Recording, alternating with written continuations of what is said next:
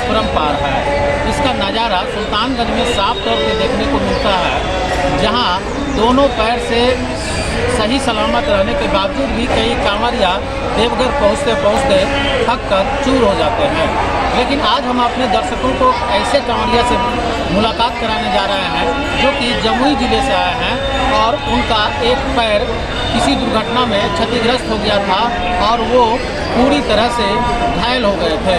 उनके पैर में रड लगा हुआ है, लेकिन वो 1 महीने तक प्रत्येक सोमवारी बाबा को जलार्पण करेंगे। आप देख सकते हैं तस्वीरों में कि ये इनका पैर है जहां पर इनको रड डॉक्टर के द्वारा लगाया गया है और इस रड लगने के बाद भी वो प्रत्येक सोमवारी बाबा को जलार्पण पिछले कई वर्षों से करते आ रहे हैं।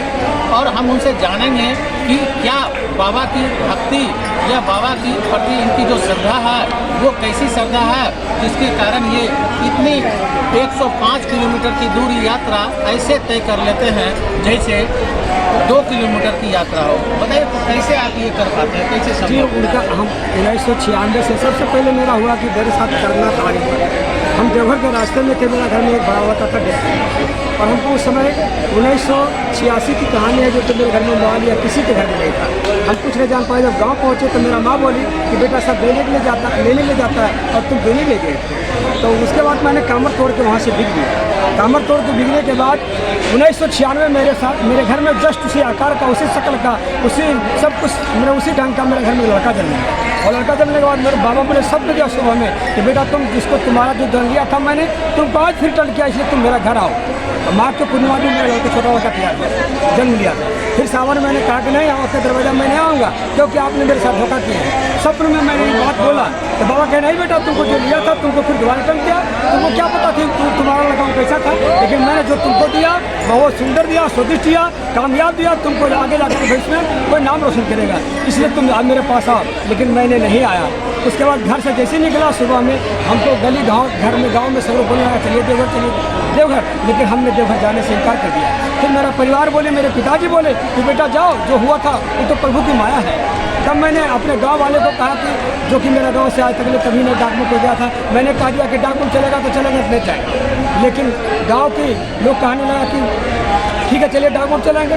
तो हमने कहा कि नहीं तो मजाक में करे थे, लेकिन उन्होंने कहा कि आपका मुँह का बखान का कोई ठिकाना है, इसलिए आप चाहते के मुकर जाते हैं। तो मैंने रोज में आकर के चला, और जब चलने के बाद जब मैंने यहाँ से जब सुल्तान जल भर के चला तो उस समय बहुत कम आदमी चलते थे। 1996 में जब जिलेबिया हम पहाड़ पर जब पहुँचे तो जिलेबिया पहाड़ पर पहुँचने के बाद हम लोग को 3 लड़का था मेरे साथ में और 2 को इधर कुमारसारे में गिर गया था। जब उनको कहा कि मेरे प्यास लगा कैसे क्या करने के लिए मुझे रास्ता चेंज होते रहता, आपको पकान को बहुत दिन हो गया है।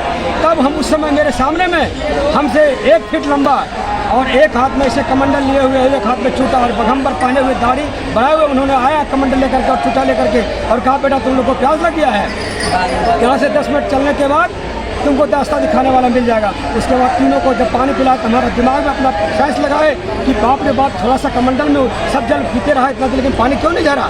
जब पानी झरने बाद सबको पीछे से थपा दे गए और कहे बेटा तुम लोग को जब तक देवघर नहीं पहुँचेगा तब तक तुमको प्यास नहीं लगेगा, 10 मिनट 10 जगह आगे चलेगा, रास्ता बताने में मिल जाएगा।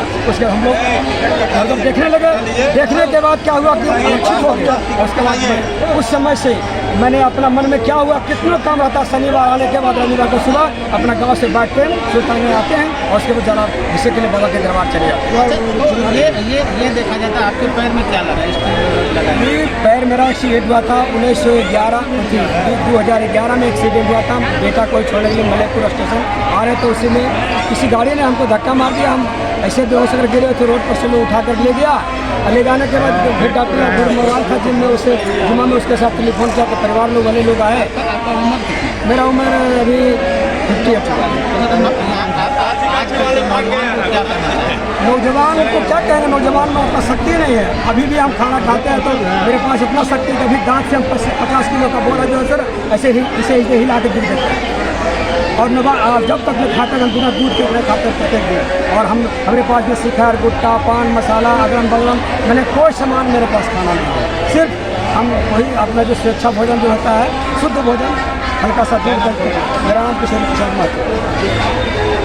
तो आपने किशोरी प्रसाद को सुना कि उन्होंने जिस तरह से एक दर्दनाक हादसे के लिए शिकार हो गए थे और दर्दनाक हादसे के शिकार हो गए थे और